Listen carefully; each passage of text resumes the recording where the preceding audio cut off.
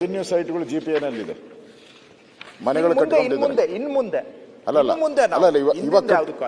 ಅಲ್ಲ ಹೇಳ್ಬಿಡ್ತೀನಿ. ಅದಕ್ಕೆ ನೀವು ಅದನ್ನ ಹೇಳಲಿಲ್ಲ, ಇನ್ನು ಮುಂದೆ ಅಂತ ಹೇಳಿಲ್ಲ. ಅದಕ್ಕೆ ಈಗ ಬಹಳಷ್ಟು ಜನ ಬೆಂಗಳೂರಲ್ಲೇ ನನ್ಗನ್ಸುತ್ತೆ ಒಂದು 3-4 ಲಕ್ಷ ಜನ ರೆವಿನ್ಯೂ ಸೈಟ್ ನಾವು ವಿಧಿ ಇಲ್ದಿರ ಅವರಿಗೆ ಕರೆಂಟು ನೀರು ಏನೇನ್ ಬೇಕೋ ಎಲ್ಲ ಕೊಟ್ಬಿಟ್ಟಿದ್ದೀರಿ. ಈಗ ಮತ್ತೆ ನಾವು ಹಿಂದೆ ಇದ್ದಾಗ ಅದಕ್ಕೆಲ್ಲ ರೆಗ್ಯುಲೈಸ್ ಮಾಡಿದಿರಿ. ಹಿಂದೆ ಕರೆಂಟ್ ಕಟ್ ಮಾಡಿದ್ರು, ಮತ್ತೆ ಕರೆಂಟ್ ಕೊಡೋಕ್ಕೂ ನಾವು ಪ್ರಾವಿಷನ್ ಮಾಡಿದ್ರಿ ನಮ್ಮ ಸರ್ಕಾರ ಇದ್ದಾಗ.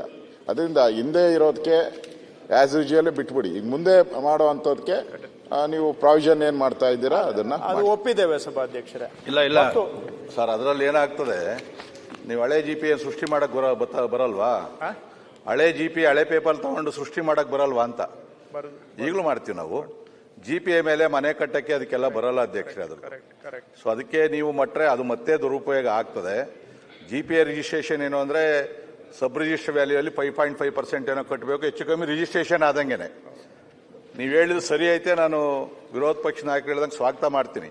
ಯಾಕಂದ್ರೆ ಎಷ್ಟೋ ಅಧ್ಯಕ್ಷರೇ ಯಾವೊಂದೋ ಸೈನು ಸಬ್ ರಿಜಿಸ್ಟರ್ ನೋಡಲ್ಲ ಯಾರು ಪಾರ್ಟಿ ನಾನು ಜಿಪಿಎ ಕೊಟ್ಟವ್ರೆ ಅಂತ ಹೇಳಿ 16 ಎಕರೆ ಮಾರಾಕವ್ರೆ. ಒಂದ್ಸರಿ ಡೂಪ್ಲಿಕೇಟ್ ಆಯ್ತು ಅಂದ್ರೂ ಕೂಡ FIR ಮಾಡ್ತಾರೆ, ಕ್ಯಾನ್ಸಲೇಷನ್ ಸಿವಿಲ್ ಕೋರ್ಟ್ಗೆ ಹೋಗ್ಬೇಕು. ಅವನಲ್ದ ತಪ್ಪಿಗೆ ಅವ್ನು ಹೋಗಿ ಸಿವಿಲ್ ಕೋರ್ಟ್ ಅಲ್ಲಿ ಹೋಗಿ ಕ್ಯಾನ್ಸಲ್ ಮಾಡ್ಕೊಂಡು 2 ವರ್ಷ 3 ವರ್ಷ ಒದ್ದಾಡಬೇಕಾಗ್ತದೆ ಅದ್ರದ್ದು. ಸೊ ಆ ದೃಷ್ಟಿಯಿಂದ ಹಳೆ ಜಿಪಿಎಗೂ ಕೂಡ ಯಾವ ತರ ಮಾಡಬೇಕೋ ಮಾಡಿಲ್ಲ ಅಂದ್ರೆ ಸಾವಿರಾರು ಹಳೆ ಜಿಪಿಎಗಳು ಮಾಡೇ ಮಾಡ್ತಾರೆ.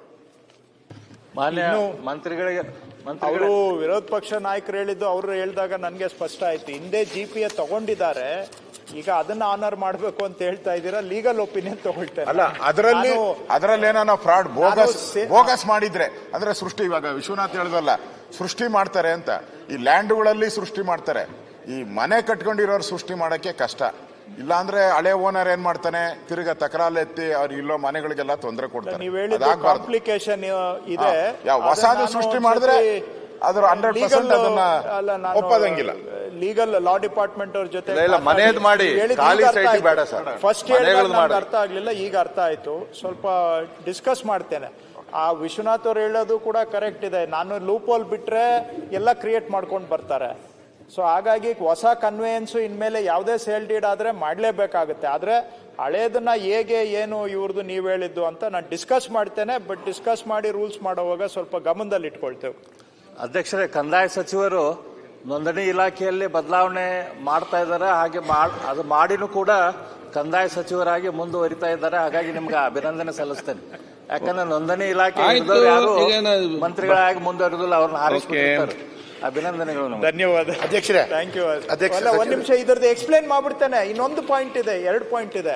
ಮಾನ್ಯ ಅಧ್ಯಕ್ಷರೇ, ಇನ್ನೊಂದು ಏನಾಗ್ತಾ ಇದೆ ಇದರಲ್ಲಿ ಕಡ್ಡಾಯ ಮಾಡ್ತಾ ಇರೋದು ನೋಂದಣಿ ಯಾವುದಕ್ಕೆ ಅಂದ್ರೆ, ಈಗ ನಾವು ಗೌರ್ಮೆಂಟ್ ಇಂದ ಗ್ರಾಂಟ್ ಮಾಡ್ತೀವಲ್ಲ, ಜಮೀನ್ ಗ್ರಾಂಟ್ ಮಾಡ್ತೇವೆ, 94C ಅಲ್ಲಿ ಹಕ್ಕುಪತ್ರ ಕೊಡ್ತೇವೆ, 94D ಅಲ್ಲಿ ಕಂದಾಯ ಗ್ರಾಮ ಮಾಡಿ ಹಕ್ಕುಪತ್ರ ಕೊಡ್ತೇವೆ. ಇನ್ನು ಮುಂದೆ ಈ ತರದ್ದು ಯಾವುದೇ ಸರ್ಕಾರದ ಗ್ರಾಂಟ್ ಕಡ್ಡಾಯವಾಗಿ ನೋಂದಣಿ ಆಗಬೇಕು ಅಂತ ಮಾಡ್ತಾ ಇದ್ದೇವೆ. ದಯವಿಟ್ಟು ಇದನ್ನ ರೆವಿನ್ಯೂ ದೃಷ್ಟಿಯಿಂದ ಮಾಡ್ತಾ ಇದೀವಿ ಅಂತ ತಿಳ್ಕೊಳ್ಬೇಡಿ. ಅವಕ್ಕೆಲ್ಲ ರೆವಿನ್ಯೂ ನಾವು ಚಾರ್ಜ್ ಮಾಡೋದು ಬರೀ 100 ರೂಪಾಯಿ. ಯಾಕೆ ಮಾಡ್ತಾ ಇದ್ದೀವಿ ಅಂದ್ರೆ ಈಗ ಎಷ್ಟು ಜನಕ್ಕೆ ನೀವೆಲ್ಲ ಹಿಂದೆ ಮಂಜೂರಾತಿಯನ್ನ ಕೊಟ್ಟಿದ್ದೀರಾ, ಅವ್ರದ್ದು ಎಷ್ಟು ದಾಖಲೆಗಳು ಕಳೆದೋಗಿದ್ದಾವೆ. ಇವತ್ತು ಮಿಸ್ಸಿಂಗ್ ರೆಕಾರ್ಡ್ಸ್ ಅಂತ ಎಷ್ಟು ಜನ ವಿಕ್ರಮ್ ಬೇತಾಳ್ ತರ ಅಲಿತಾ ಇದ್ದಾರೆ. ಆ ಸಮಸ್ಯೆಗೆ ಪರಿಹಾರ ಆಡಬೇಕು ಅಂತೇಳಿ ಒಂದು ಬಾರಿ ನಾವು ನೋಂದಣಿ ಮಾಡಿ ಕೊಟ್ಬಿಟ್ರೆ ಆಮೇಲೆ ಯಾರು ಅದನ್ನ ಪ್ರಶ್ನೆ ಮಾಡಲಿಕ್ಕೆ ಬರೋದಿಲ್ಲ, ಅನುಮಾನ ಇರೋದಿಲ್ಲ. ಅವರಿಗೆ 100ಕ್ಕೆ 100 ಹಕ್ಕು ಸಿಗುತ್ತೆ. ಹಾಗಾಗಿ ಕೊಡುವಂತಹದ್ದು ಅವರಿಗೆ ಶಾಶ್ವತ ನೆಮ್ಮದಿ ಕೊಡಬೇಕು, ಅನುಕೂಲ ಆಗಬೇಕು ಅಂತೇಳಿ ಸರ್ಕಾರದ ಎಲ್ಲ ಮಂಜೂರಾತಿಗಳು, ಜಮೀನು, ಸೈಟು ಇಂಥವೆಲ್ಲ ನೋಂದಣಿ ಮಾಡಿಕೊಡ್ಬೇಕು ಅನ್ನೋದನ್ನ ಕಡ್ಡಾಯ ಮಾಡ್ತಾ ಇದ್ದೇವೆ.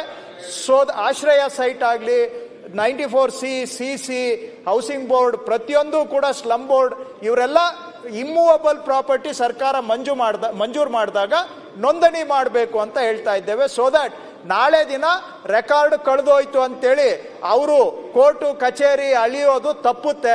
ಶಾಶ್ವತವಾಗಿ ಅವರಿಗೆ ಸಂಪೂರ್ಣ ಉಪಯೋಗ ಆಗುತ್ತೆ. ಸಭಾಧ್ಯಕ್ಷರೇ,